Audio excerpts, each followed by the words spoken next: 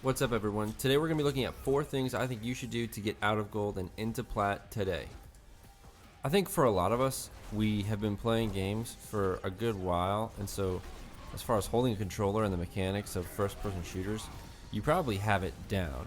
What we really need to work on is understanding Overwatch as a game to become better at the game specifically. With that being said, I feel like the first thing that you need to do before you even enter a game is probably check your sensitivity and make sure that it's what you want and it's going to be what's most effective for you. So I'm going to quickly walk through my settings and tell you how they're set up and why they're set up that way. So the horizontal sensitivity and the vertical sensitivity are set at 30 and 15 respectively.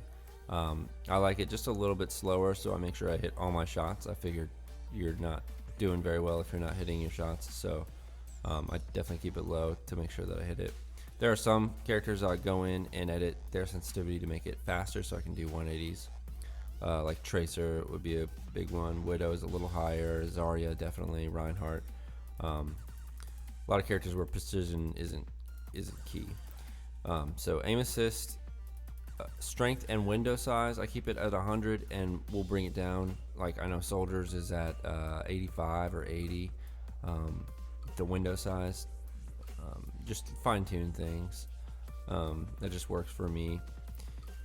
Aim smoothing is a big one. So what I'll do for Tracer is a good example is I'll have the horizontal and vertical sensitivity at 100, as high as I can go, and then aim smoothing, I'll bring that up as well. What that does is it essentially makes your initial inputs on the right stick, the lower inputs, so like 25%, 50%, 70%, it makes them a little bit slower. So you're not whipping around 100% of the time trying to hit these precision shots. You can slowly input and turn your character slowly instead of one sensitivity throughout the entirety of the stick. So I highly recommend looking into that. Lower aim smoothing will make it so there's more one sensitivity throughout the whole controller, and a higher aim smoothing will make it feel like there's multiple sensitivities throughout the input of the controller. Try it out. That's definitely one you want to go into the practice range and check out for yourself. Figure that out, see what you like, what you don't like. Alright, so number 2 is pretty simple. It's just learn more heroes, because there's very specific heroes that are going to counter what your other team is playing. So for instance, if the other team's Tracer is just shutting you guys down and being really annoying, and you're playing on Soldier or Junkrat and she's just eating you alive and you can't do anything about it, consider switching to a McCree or a Sombra, which is almost a direct counter to a Tracer. There's things like that in every single class, whether it's tank or support. So just consider learning more about the game and about that different hero to improve your chances of beating an entire enemy team in the future. So the third thing is alt comboing.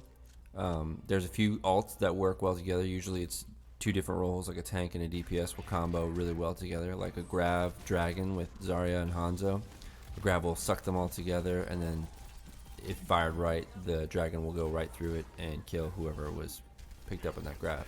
Super easy kill. It's a really easy way to win a team fight, and there's lots more combos that work really, really well together. There's a few that work not so well together, like Grav Visor, for example. The Visor doesn't allow you to get headshots, so you get more value out of Soldier if you actually don't pop that visor and just aim for the head and fire Helix rockets, and maybe pop it immediately after, or just save it for the next team fight.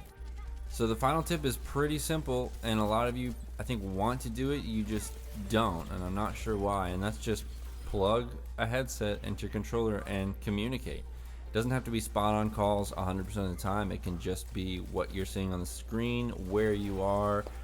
If you're going to take the payload, if you're going to cap the point, if you're going to touch it, if you're switching to a different character, that information is useful to your teammates, even if they're not talking.